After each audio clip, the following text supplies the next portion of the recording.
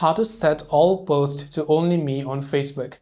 Hey everyone, welcome to the channel. In this video, I'm going to show you how you can set all the posts to only me on Facebook. So without any further ado or delay, let's get started with today's video. To set all of your Facebook posts to only me on Facebook, what we're going to do is we're just going to launch the Facebook application. Then tap on your profile icon from the top left of the screen, as you can see there, to come to your profile page. You can simply scroll down. Now there isn't a way to do it all at once, but we can do them one by one for all of the posts. So tap on the three dots icon next to a certain post, then go to edit privacy, then from there set this to only me, then tap the save button.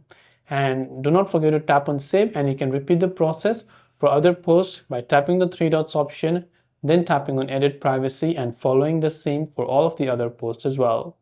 So this way you should be able to set the post on Facebook to only me. Hope this video helped you out. Thanks for watching and see you in the next video.